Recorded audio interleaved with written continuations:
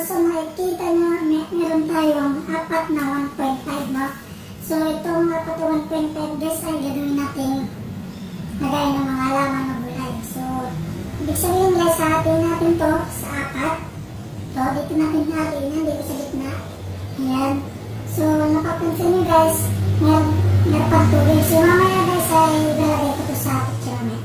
So kung bago lamang kayo sa aking YouTube channel, please paki-like and subscribe and hit the notification bell para lagi kayong updated sa aking mga video. So guys, ang gagawin natin dito ay DIY. So ang tatanim ko dito ay pechay. So mabilis lang tumubo ang pechay guys, no? So paano ba ito ikat, no? So pwedeng gumamit ng cutter o kaya yung kutsilyo, pero yung kutsilyo kailangan maingat tayo sa paggamit, no? At ang pambutas pwede rin yung hit gun. Eh, hindi pala yun. This one. What? Yung kahit ano guys, pwede yung screwdriver. Basta kayo na bahala guys. So, let's go guys.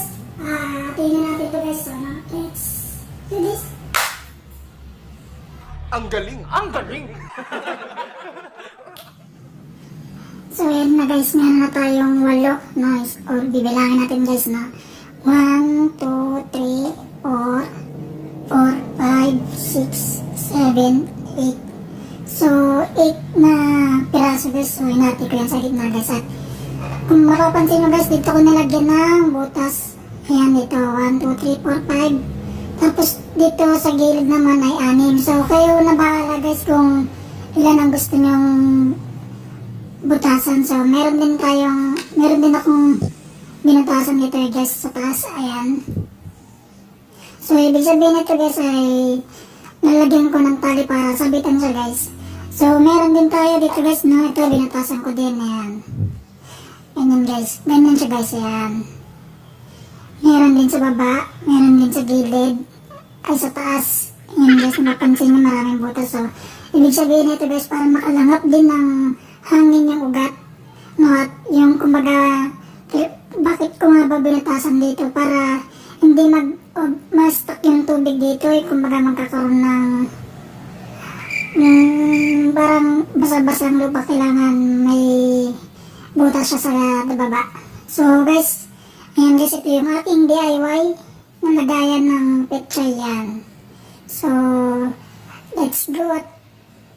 Dito na natin nilalagay yung pechay na. So, let's go.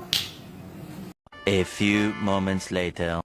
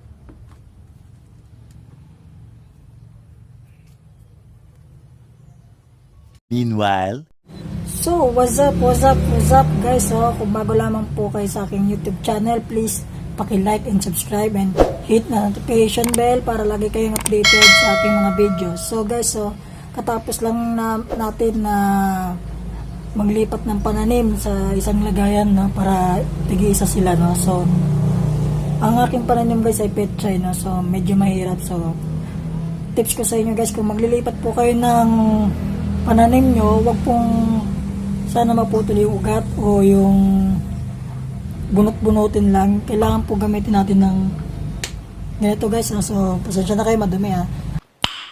Nice. Ito ay 3 piraso siya guys, halagang 20 pesos yan. So ano guys, kung lilipat kayo ulit, no, wag sirain o bunutin ang halaman kagad. At yung ugat nito kasi guys, baka masisira. So pwede natin gamitin siya ng ganito, dahan-dahan lang guys, kutkutin lang, tapos sabay kunin kagad. So ito guys, yung papakita ko sa inyo yung hindi ko pa nailipat na pananim kong petchay. So ito, so mga kawazap, no, ito pa yung mga hindi ko pa nailipat sa kanilang lagayan, no, kasi wala na tayong 1.5 yan. Ulitin kulit, wala na lang 1.5 yan guys, no. So ito yung sili guys na ay tumubo. Ano ko lang to guys, yung binili lang sa palengke, tapos yung tira-tira ay kinuha ko, nilagyan ko ng tubig. Yan, sana tumubo guys. Yan guys, ito yung petchay ko guys. Ayan, so walang halong ano to guys, yung gamot-gamot, talagang sariling tanim. Ayan guys, so yan.